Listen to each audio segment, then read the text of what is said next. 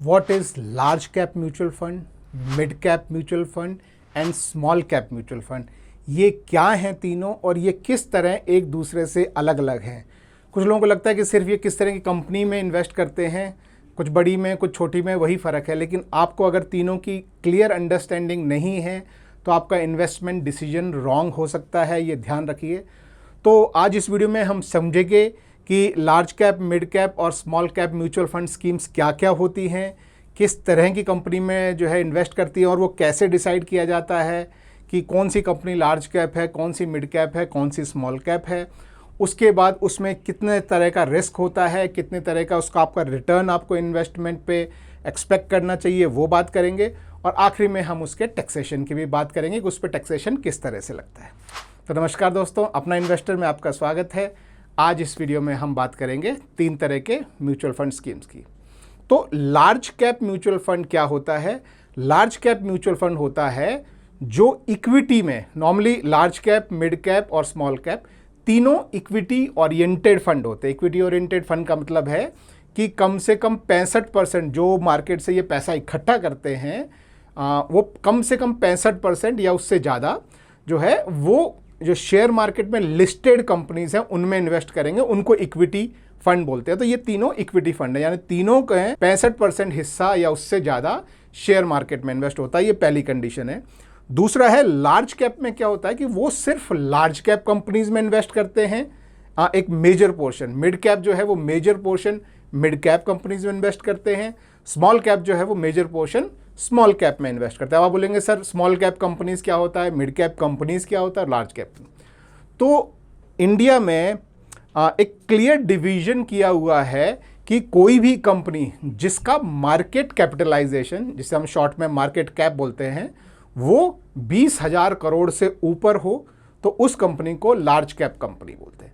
वो आप बोलेंगे सर मार्केट कैपिटलाइजेशन क्या होता है? तो इसका डिटेल में मैंने एक वीडियो बनाया है, आपको लिंक नीचे डिस्क्रिप्शन में मिल जाएगा या आपके टॉप राइट कॉर्नर पे भी यहाँ या यहाँ किधर होता है वहाँ मिल जाएगा, तो आप वो डिटेल में समझ सकते हैं। लेकिन शॉर्ट में ये कि शेयर प्राइस को अगर हम नंबर ऑफ शेयर मार्केट में कितने हैं उससे मल्टीप्लाई करते हैं तो हमको मार्केट कैपिटलाइजेशन मिलता है। तो लार्ज कैप वो म्यूचुअल फंड हैं जो लार्ज कैप कंपनीज में इन्वेस्ट करते हैं। और लार्ज कैप कंपनीज कौन सी हैं? वो कंपनीज जिनका मार्केट कैपिटलाइजेशन 20,000 करोड़ से बड़ा है। तो टॉप कंपनी जो सबसे बड़ी कंपनीज इंडिया की हैं उसमें इन्वेस्ट करते हैं। इसी तरह से जो मिड कैप फंड्स जो हैं वो क्या है? मिड कैप फंड जो है वो मिड कैप कंपनीज में इन्वेस्ट करते हैं। और मिड कैप कंपनीज की डेफिनेशन क्या है? तो कोई भी कंपनी, इंडिया लिस्टेड कोई भी शेयर मार्केट में जो लिस्टेड कंपनी है, अगर उनका मार्केट कैपिटलाइजेशन 5,000 करोड़ से ज़्यादा है लेकिन 20,000 करोड़ से कम है तो वो मिड कैप कंपनी मानी जाती है। तो जो funds in mid cap companies में ज़्यादा इन्वेस्ट करते हैं उन्हें हम मिड कैप फंड बोलते हैं।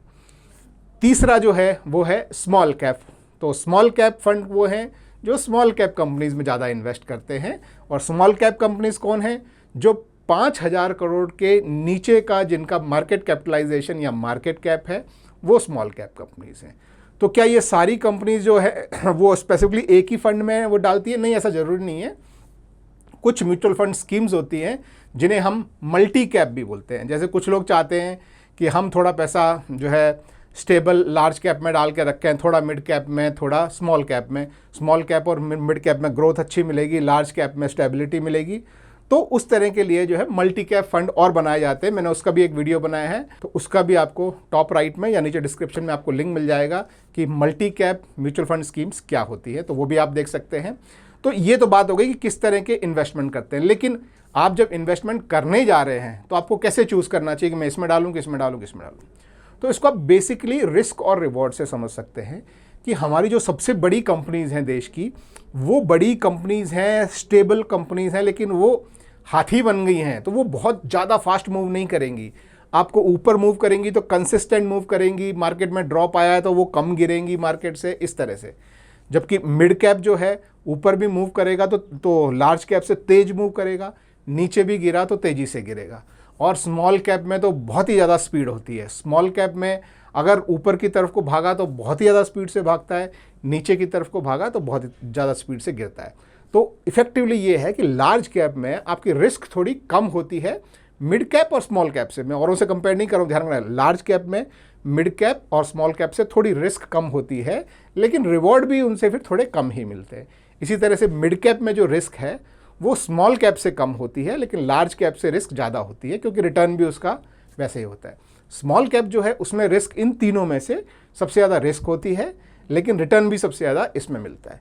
अगर हम लॉन्ग टर्म की बात करें कि मान लीजिए कि हम पिछले 10, 15, 20 साल का अगर हम डाटा निकालें तो तीनों में से सबसे ज़्यादा परफॉर्म किसने किया है, तो सबसे ज़्यादा परफॉर्म जो है वो आपको सबसे ज़्यादा स्मॉल कैप, फिर मिड कैप और फिर लार्ज कैप का नंबर आता है। लेकिन ये लॉन्ग टर्म के लिए अगर आप 10 साल 15 साल के लिए इन्वेस्ट करना चाहते हैं तो स्मॉल कैप और मिड कैप, उनमें क्या है कि छोटी कंपनी है तो ग्रोथ का 2x होने का, 4x होने का, 10x होने का स्कोप बहुत ज़्यादा होता है। लार्ज कैप में 2x होना बहुत बड़ी बात हो जाती है। तो इसलिए जो है अगर आप अभी यंग हैं काफ़ी और इन्वेस्ट करने का सोच रहे हैं, 10 साल का कम से कम होराइजन है, तो स्मॉल कैप थोड़े रिस्की होते हैं, आपको पता है। तो स्मॉल कैप नहीं तो आप मिड कैप में तो इन्वेस्ट कर सकते हैं, पर आपकी एज थोड़ी हो गई है 40-50 के आसपास, आप थोड़ा सा स्टेबल इनकम चाहते हैं, लेकिन फिर भी म्यूचुअल फंड में इन्वेस्ट करना चाहते हैं क्योंकि आपको इक्विटी एक्सपोजर चाहिए, तो आप लार्ज कैप की तरफ को जा सकते हैं। तो ये हो गया तीनों का डिवीजन। अब बात करते हैं कि इनका टैक्सेशन कैसे होता है। पहला मैंने बताया कि ये 65% से ज़्यादा पैसा इक्विटी में डालते हैं। जो हम बात कर रहे हैं सारी इक्विटी ही है, इक्विटी मतलब शेयर मार्केट में। तो 65% से ज़्यादा पैसा शेयर मार्केट में लगा होता है, तो इनका ट्रीटमेंट जो है वो इक्विटी ओरिएंटेड फंड्स की तरह होता है। उस पर भी मैंने एक वीडियो बनाया, नीचे डिस्क्रिप्शन में लिंक है, लेकिन शॉर्ट में मैं यहाँ समझाता हूँ। तो अगर आपने उस म्यूचुअल फंड में पैसा डाला और 1 साल से पहले निकाल लिया तो इसे बोलते हैं short term capital gain. Short term capital gain होता है आपका जो प्रॉफिट आपको मिला है, मतलब जितने में खरीदा जितने में बेचा उनका जो डिफरेंस है वो आपका शॉर्ट टर्म कैपिटल गेन, और उस शॉर्ट टर्म कैपिटल गेन पे आपको देना पड़ता है 15% टैक्स। ठीक है, तो भारत में शॉर्ट टर्म कैपिटल गेन पे इक्विटी के शेयर्स या म्यूचुअल फंड पे अगर शॉर्ट टर्म कैपिटल गेन है तो आपको देना पड़ता है 15% टैक्स, और वही यहाँ लगेगा।